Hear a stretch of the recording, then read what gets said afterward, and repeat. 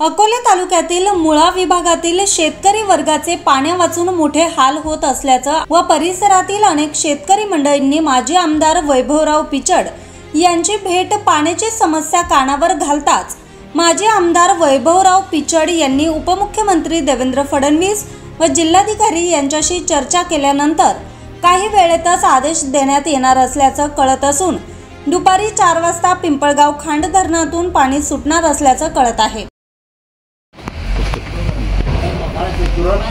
आज पिंपळगाव खांड लाभ क्षेत्रातील सर्व शेतकरी बांधव सर्वच पदाधिकारी आज साहेबांना भेटण्यासाठी आवर्जून या ठिकाणी आले आणि त्यांची मागणी या ठिकाणी हीच होती का पिंपळगाव खांड धरणाचं पाणी या ठिकाणी शेतकऱ्यांपर्यंत गेलं पाहिजे।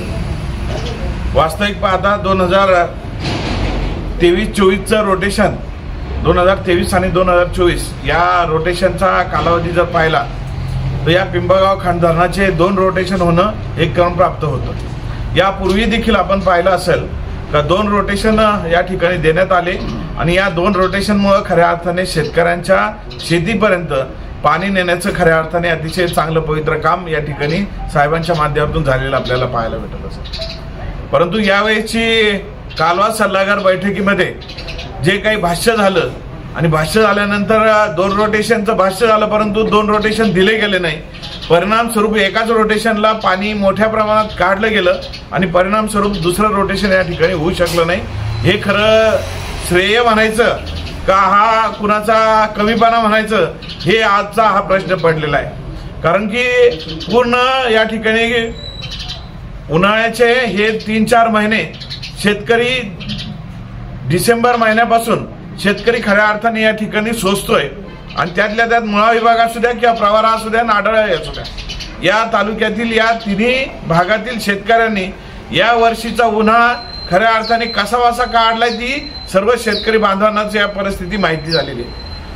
आपण पाहत असाल का जे पिंपळगाव खांड धरणाचं रोटेशन होतं हे 2 रोटेशन परिणाम स्वरूप होऊ शकले नाही आणि आज आपण बघतो की धरण क्षेत्रामध्ये लाभ क्षेत्रामध्ये आणि धरणाच्या लाभ क्षेत्रामध्ये जो काही झालेला पाऊस असेल या पावसामुळे खऱ्या अर्थाने थोडंफार धरणं भरलेत।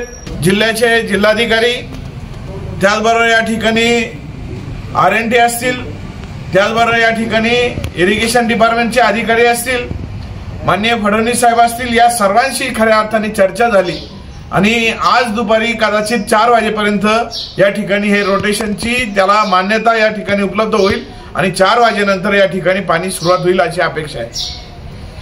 आज या सर्व बाबींवरती बोलत असताना पाण्याच्या संदर्भात हा तालुका खूप सेन्सिटिव्ह आहे आणि हा सेन्सिटिव्ह असलेला तालुका प्रत्येकाला अपेक्षा आहे की जसं आढळेमध्ये जे आहेत आढळ्याच्याही पाण्याच्या रोटेशनाची यावेळेस पाहिली फसगत झाली, प्रवरेच्याही पाण्याची जर परिस्थिती पाहिली तर पिण्याचं पाणी आणि शेतीचं पाणी एकत्रित करून दिल्यामुळं या ठिकाणी प्रवरा नदी देखील या ठिकाणी कोरडी ठाक पडलेली आपल्याला पाहायला भेटली आणि त्याच्यावरही भयानक परिस्थिती ही मुळा विभागामध्ये खऱ्या अर्थाने पडलेली आपल्याला पाहायला भेटत का मुळा विभागामध्ये देखील जानेवारी नंतर पाणीच उपलब्ध नाही ही परिस्थिती या ठिकाणी झालेली होती आणि मग कसेबसे हे 4 महिने या ठिकाणी 4-5 महिने शेतकऱ्यांनी काबड कष्ट करून इकडून तिकडून पाणी आणून जनावरांचं पाणी असेल त्यानंतर या ठिकाणी फळबागा असतील या टिकवण्याच्या दृष्टिकोनातून अक्षरशः टँकर भाड्याने टँकर घेतले आणि त्या टँकरद्वारे खऱ्या अर्थाने या शेती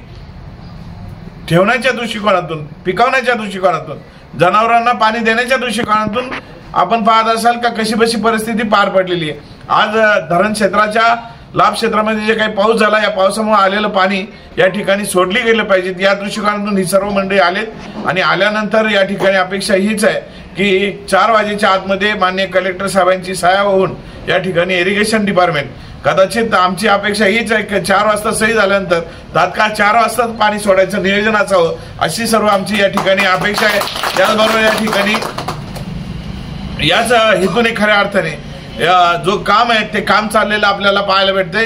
जी परिस्थिती शेतकऱ्यांची ओढवली ही भविष्यात ओढू नये या दृष्टिकोनातून देखील भविष्यातील काही तरतुदी असतील या तरतुदी झाल्या पाहिजेत एवढीच आपल्याला या निमित्ताने सांगू इच्छितो। आज या ठिकाणी ही सर्व मुळा विभागातील शेतकरी बंधू या ठिकाणी आलेत अशी परिस्थिती वारंवार यांच्यावर येऊ नये हीच अपेक्षा या ठिकाणी व्यक्त करतो। आणि त्या सर्वांचं शेतीमधून आणि शेतीला लागणारं पाणी असेल, जनावरांना लागणारं पाणी असेल, पिण्यासाठी लागणारं पाणी असेल, हे यथायोग्य उपलब्ध झालं पाहिजे। किंबहुना या पाण्यामध्ये अजून काही वाढ करता येईल का या दृष्टिकोनातून भविष्यातील प्रयत्न करणं गरजेचं आहे। ते प्रयत्न निश्चितपणाने आमच्याकडून आणि सर्व कार्यकर्त्यांकडून होतील हीच अपेक्षा त्यांना या ठिकाणी देऊ इच्छितो। आणि सर्व या ठिकाणी लाभार्थी शेतकरी आलेले आहेत त्यांचं मनापासून या ठिकाणी स्वागत करतो। भविष्यात ही परिस्थिती अशी वारंवार येऊ नये हीच अपेक्षा या ठिकाणी व्यक्त करतो।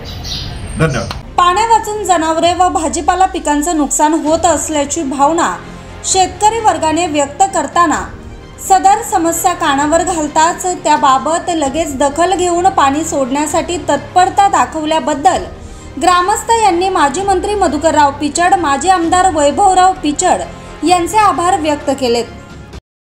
माजी मंत्री मधुकरराव पिचड साहेब यांनी पण आम्हाला या पाणी सोडण्याच्या संदर्भामध्ये ज्या काही सूचना दिल्या आणि जे काही मार्गदर्शन केलं ते अतिशय लाखमोलाचं असून आम्ही आदरणीय पिचड साहेब, वैभव भाऊ या सर्वांचं अभिनंदन करतो। आणि आम्हाला उद्या सकाळपर्यंत किंवा उद्या 10-11 वाजेच्या आतमध्येच किंवा आज सायंकाळी 4 ते उद्या सकाळी 11 वाजेपर्यंत आपल्या मुळा विभागामध्ये पाणी 100% सुटणार याची खात्री देतो। वैभव भाऊंचं पुन्हा एकदा मी अभिनंदन करतो आणि थांबतो।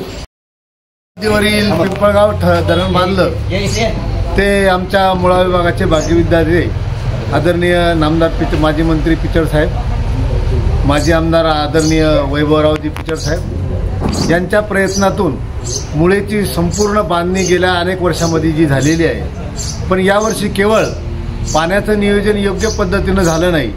दरवर्षी आमच्या पिंपळगाव खांड धरणातून नेहमी 2 रोटेशन सोडले जायचे, पण यावर्षी या आमदारांनी कोणत्याही प्रकारचं प्लॅनिंग न करता एकाच रोटेशनमध्ये सगळं पाणी सोडून दिलं। त्यामुळं मार्च महिन्यातच पिंपळगाव खांड धरणामधलं संपूर्ण पाणी संपलं आणि त्यामुळे पिंपळगाव खांड धरणापासूनची सगळी जी पुढची गावं आहे, अगदी घारगावपासूनच्या पूर्वेची गावं सगळी ओसाड झाली। लोकांना पिण्याचं पाणी सुद्धा मिळेनासं झालं, जनावरांना पिण्याचं पाणी सुद्धा मिळेनासं झालं। त्यामुळे गेले 3 महिने हे लोक शेतीवरची पिकं तर सोडाच, पण जनावरांचं पाणी किंवा या ठिकाणी माणसांना लागणारं पाणी देखील उपलब्ध नाही। त्यामुळे सगळा मुळा पट्टा धरण असून देखील ओसाड झाला। धरण उशाला आणि कोरड घशाला अशा पद्धतीनं मुळा पट्टा या ठिकाणी तयार झाला। तेव्हा आता देखील मुळा नदीमध्ये वरच्या धरणातून किंवा वरच्या पट्ट्यामध्ये जो पाऊस पडला त्यामुळं या ठिकाणी पिंपळगाव खांड धरणामध्ये पुरेसं असं पाणी आलेलं आहे। त्यामुळं आम्ही आदरणीय पिचड साहेब, आदरणीय वैभव भाऊ यांना विनंती केली की आता जे पिंपळगाव खांड धरणातून पाणी आलेलं आहे ते पाणी आम्हाला सोडा। त्यांनी आमची विनंती मान्य केली। त्यांनी माननीय फडणवीस साहेब, माननीय कलेक्टर साहेब, माननीय RDC आणि इरिगेशनच्या सर्व अधिकाऱ्यांशी बोलणी करून ते धरणातून आजच्या आज पाणी सुटलं जाईल, किंवा उद्या सकाळपर्यंत निश्चित पाणी सुटलं जाईल अशा प्रकारचं एक अतिशय आनंदाचं आश्वासन आम्हाला दिलं। त्यामुळे मुळा पट्ट्यातील सगळे शेतकरी, सगळे बांधव आम्ही आनंदित झालो। भाऊंप्रती आणि साहेबांप्रती आम्ही या ठिकाणी ऋण व्यक्त करतो। धन्यवाद। आज माजी मंत्री आणि आपल्या तालुक्याचे भाग्यविधाते माननीय पिचड साहेब आणि आपल्या तालुक्याचे माजी आमदार वैभव पिचड साहेब, आम्ही सर्व पिंपदरी, चास, लईट, लिंगदेव सर्व शेतकरी मंडळी साहेबांना या पाण्याच्या संदर्भात भेटायला आलो। त्यानंतर गेले साकूर तर आंबेडपर्यंत सर्व किटियर, सर्व छोटाली, सर्व धरणं ही मान्य पिचड साहेबांनी बांधली। पण ह्या वर्षी ज्या टायमाला कोथरूडमध्ये तालुक्याचे प्रतिनिधी आमची मिटिंग झाली, त्या मिटिंगमध्ये त्यांनी सांगितलं का आपण ह्या पिंपळगाव खांड धरणाचे 2 रोटेशन करू, पण ते रोटेशन 1 झालं। त्यानंतर आमच्या ऊस आसन, तंबाटे असतील सगळ्यांची 3 महिने सगळी जाळपोळ झाली आणि आज तंबाट्याची 1000-1100 रुपये जाळी। आज शेतकऱ्यांचं काही कुटीत हे नुकसान झालं आणि ह्या पाण्याचं त्यांनी नियोजन व्यवस्थित न झाल्यामुळं आणि आमच्या सरांनी काही केला त्यांच्याकडे मागणी केली का आम्हाला आमच्या लईत बुद्रुक ह्या ठिकाणी किटियर झाला पाहिजे अशी आमच्या सरांची मागणी राहायची। पण ह्या 5 वर्षात ह्या तालुक्यात साधा किटियर सुद्धा बांधला नाही आणि ते सतत ते आरोप करायचे का साहेबांनी काय केलं, साहेबांनी काय केलं। मग 5 वर्षात आजीदादा तुमच्या संघ होते, तुम्ही म्हणायचे का बा आजीदादांनी आमकं केलं तमकं केलं। मग आजीदादा तुमच्या संघ असताना ह्या तालुक्यात हे साधा सिमेंटची भिंत सुद्धा तुम्ही बांधली नाही। महायुतीत आले त्याच्यानंतर सर्व साहेबांच्या नेतृत्वाखाली सर्व ह्या तालुक्यात सगळी कामं आली आणि यांनी सांगायचं का ही कामं आम्ही आणली, काहीतरी जाहिरातबाजी करायची।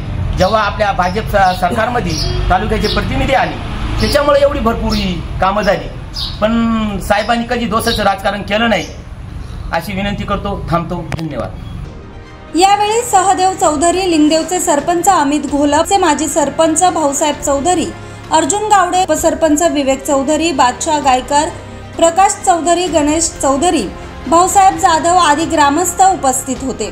न्यूज सह्याद्री एक्सप्रेससाठी प्रतिनिधी किशोर मोहिते, अकोले.